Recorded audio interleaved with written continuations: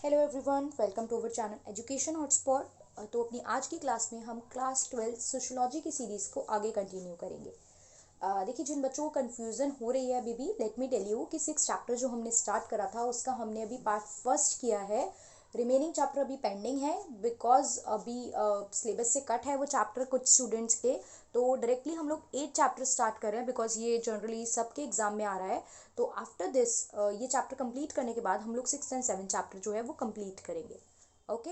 सो अभी हमने 8 चैप्टर जो है सोशल मूवमेंट स्टार्ट करा था, हमने डिस्कस करा था सोशल मूवमेंट क्या होता है, हमने डिस्कस करा था पर्टिकुलरली कि सोशल मूवमेंट के फीचर्स क्या क्या होते हैं।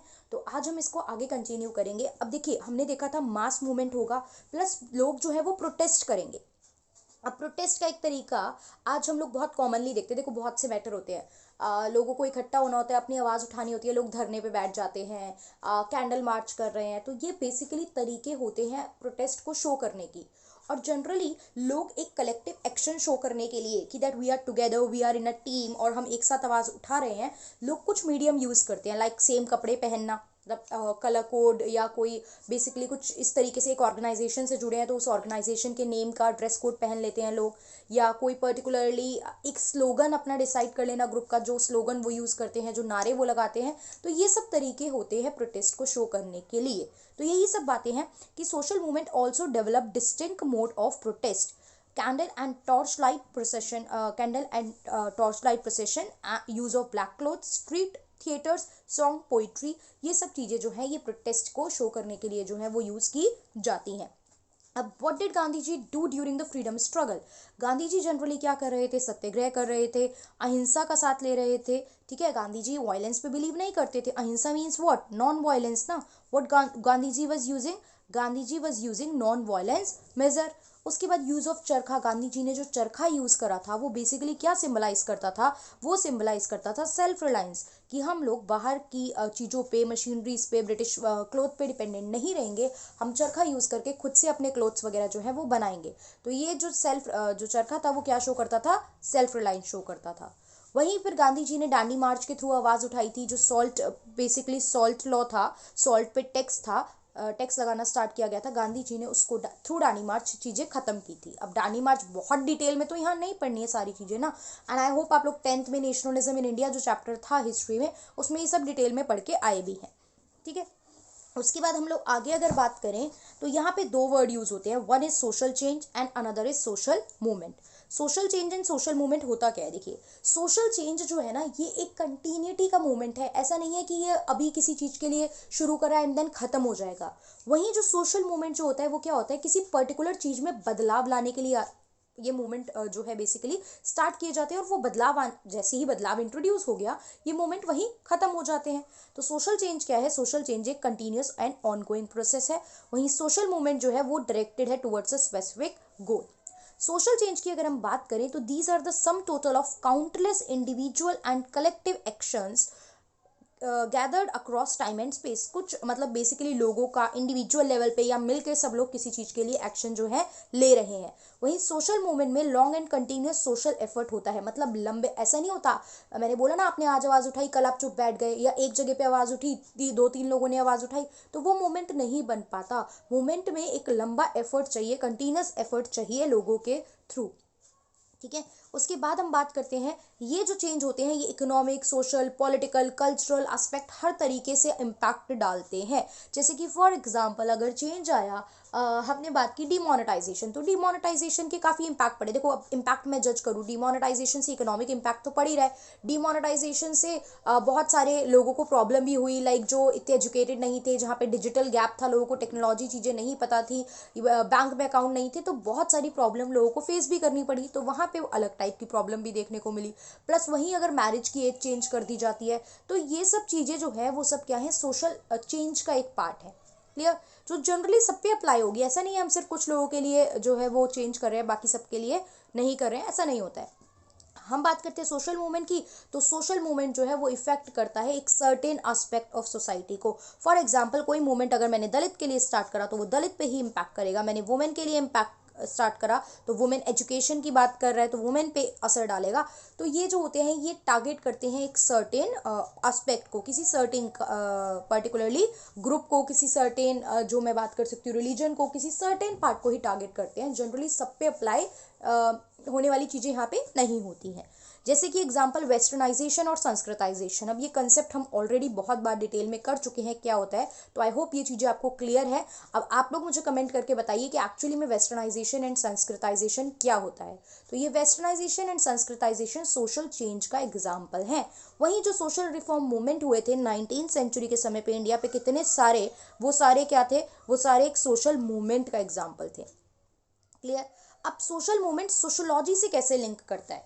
Now we have to think कि सोशल मूवमेंट जो है वो सोशोलॉजी से किस तरीके से लिंक करेगा। तो यहाँ पे हम देखेंगे बेसिकली जो सोशल मूवमेंट होता है ना, वो सोसाइटी में चेंज तो लाते ही लाते हैं। मैंने बताया था सोशल मूवमेंट में हम क्या करते हैं जनरली, या तो हमें सोसाइटी में कोई चेंज लाना है, या जो चेंज आ गया है उससे हम एग्री नहीं कर रहे हैं तो हम उसके अगेंस्ट ये मूवमेंट जो है वो स्टार्ट करते हैं। जैसे कि देखो कुछ एग्जाम्पल यहाँ पे यूज़ किए गए हैं। जैसे कि फ्रेंच रिवोल्यूशन में क्या हुआ था, हमने क्यों किया था, ये रिवोल्यूशन हुआ क्यों था बेसिकली, क्योंकि मोनार्क सिस्टम हटाना था। ठीक है, टू ओवरथ्रो द मोनार्की, और हमें लिबर्टी, इक्वालिटी और फ्रेटर्निटी को इंट्रोड्यूस करना था। वहीं जो ब्रिटेन में इंडस्ट्रियल रिवोल्यूशन हुआ, इंडस्ट्री में टेक्नोलॉजी और बेसिकली हमने प्रॉपर इंडस्ट्रियलाइजेशन करा था, वो क्या था, बहुत सारी चीज़ें हुई ना इंडस्ट्रियल चीज़ें आने से। तो यहाँ पे लेबर को आप कुछ अमाउंट नहीं दे रहे हो, यहाँ पे जो चीज़ें हुई फर्दर आगे जाके लेबर को आप अमाउंट नहीं दे रहे हो, और लेबर के साथ जो ट्रीटमेंट थी वो फेयर ट्रीटमेंट नहीं हो रही थी। तो बेसिकली इंडस्ट्रियल रिवोल्यूशन किस चीज़ के लिए था, यहाँ पे जो हुआ movement against the low wages and the unequal treatment, ये इस चीज़ को शो करता था। इसके बाद अगर हम बात करते हैं तो इसके बाद यहाँ पे कुछ चीज़ें यूज़ की गई है। जैसे एक सोशोलॉजिस्ट का नाम यूज़ किया गया है कि एमिली डर्केम। किसका नाम यूज़ किया गया है, एमिली डर्केम का, कि according to Emile Durkheim social movement की वजह से सोसाइटी में डिसइंटीग्रेशन आ सकता है और डिसऑर्डर हो सकता है। सिंपल बात है, कुछ लोग अगेंस्ट आवाज़ उठाएंगे, धरने पे बैठेंगे, प्रोटेस्ट करेंगे, नॉर्मल फंक्शनिंग नहीं रहेगी, चीज़ें थोड़ा बिखरेंगी। रीसेंट एग्जाम्पल ले लीजिए, फार्मर प्रोटेस्ट पे बैठे हैं तो कहीं ना कहीं अब रास्ते बंद है, रोड बंद है, जाम लग रहा है, इस तरीके से बहुत सारे डिसऑर्डर हो सकते हैं। और जो रिसेंटली सीए एनआरसी को लेके हमने दिल्ली वाले रीजन में बेसिकली देखा था, तो वहाँ पे तो अल्टीमेटली लास्ट में क्या हो गया था, वो एक वायलेंट प्रोटेस्ट तो था, लेकिन वो एक वायलेंट एक्शन में अल्टीमेटली लास्ट में चेंज हो गया, और वो दो रिलीजियस ग्रुप की क्या बन गया, लड़ाई बन गया था वो स्टार्टिंग में प्रोटेस्ट ही ना, आप धरना दे रहे हो, आप आराम से बैठ रहे हो, आप अपोज हो, इस चीज़ के शो कर रहे हो, बट एट लास्ट उसके कॉन्सिक्वेंसेस क्या थे ये हमने देखे। तो ये जो सोशल मूवमेंट होता है ये क्या कर सकता है, it led to disintegration in the society या फिर लेड टू द डिसऑर्डर। अब एमिली डर्केम के कुछ वर्क हैं। अब डिटेल में तो डर्केम आपको 11th में पढ़ाया गया होगा डर्केम के वर्क, बट यहाँ पे बस हम कुछ वर्क नाम देख रहे हैं कि एमिली डर्केम के डिवीजन ऑफ लेबर, इन्होंने डिवीजन ऑफ लेबर पे बात की है, कुछ फॉर्म्स ऑफ रिलीजियस लाइफ पे बात की है, सुसाइड पे बात की है। ठीक है, अब एक हिस्टोरियन का नाम यहाँ पे यूज हुआ है E.P. थॉम्सन, जो क्या कहते हैं, जो ये कहते हैं कि crowd and mob were not made up of anarchic hooligans out to destroy the society.